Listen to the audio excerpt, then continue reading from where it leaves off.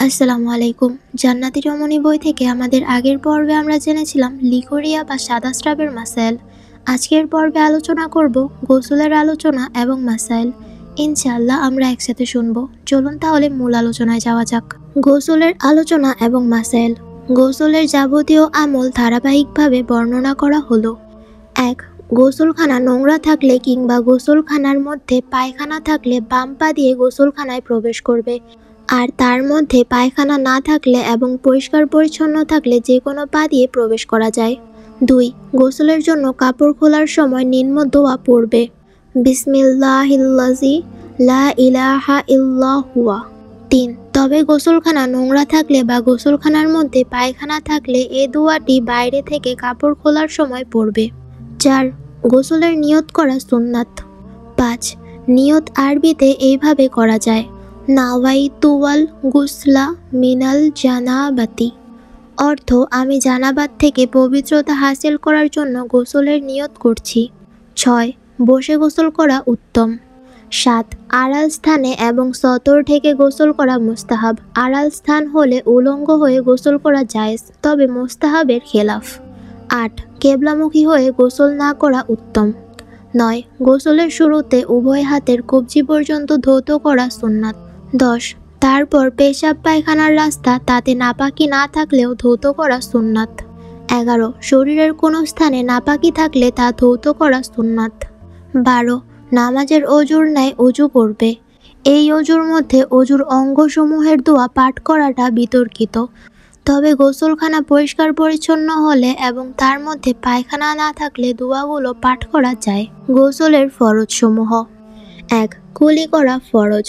রোজাদার না হলে গড়গড়া করা সুন্নাত এবং 3 বার এরূপ গড়গড়া সহ কুলি করা সুন্নাত। দাঁতের মধ্যে খাদ্যকণা আটকে থাকলে তা অপসারণ করবে। কৃত্রিম দাঁত থাকলে তা অপসারণ করে নেওয়া জরুরি নয়।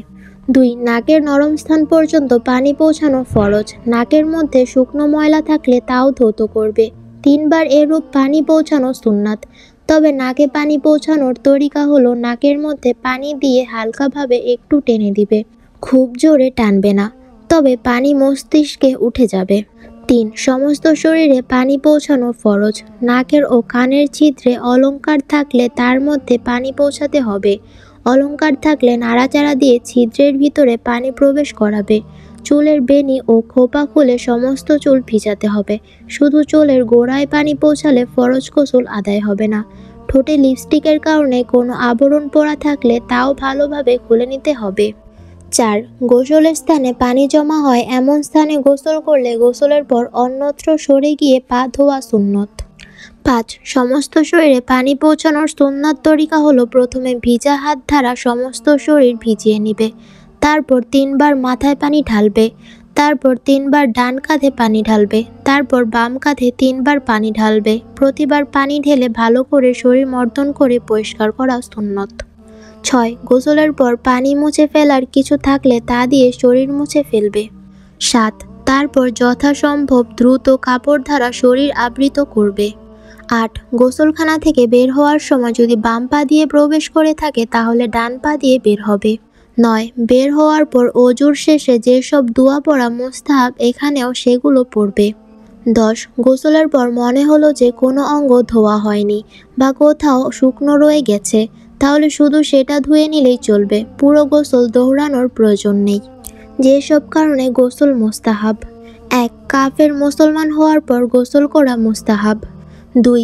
লাশ গোসল করার পর গোসলদাতার জন্য গোসল করা মুস্তাহাব। গোসল ফরজ থাকা অবস্থায় বিশেষ বিধিনিষেধ সমূহ: 1. জানাবাত অবস্থায় গোসল ফরজ থাকা অবস্থায় নখ কাটা বা নাভির নিচের চুল কাটা মাকরুহ। 2. জানাবাত অবস্থায় নাপাকি অবস্থায় মসজিদে গমন করা, কাবা শরীফ তাওয়াফ করা, কুরআন শরীফ স্পর্শ করা বা তেলাওয়াত করা এবং নামাজ পড়া নিষেধ, তবে দোয়া হিসেবে কোনো আয়াত পড়তে পারবে। 3. জানাবাত অবস্থায় কালিমা, দুরূদ শরীফ, জিকির, ইস্তেগফার বা কোনো ওজিফা পাঠ করতে নিষেধ নেই। 4. জানাবাত অবস্থায় কুলি করা ব্যতীত পানি পান করা মাকরুহ তানজিহ। 5. জানাবাত অবস্থায় হাত ধোয়ার পূর্বে কিছু পানাহার করা মাকরুহ তানজিহ।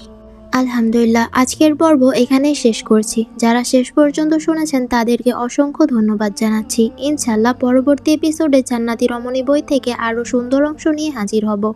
ততদিন পর্যন্ত লাইক সাবস্ক্রাইব করে পাশে থাকুন। আল্লাহ হাফেজ।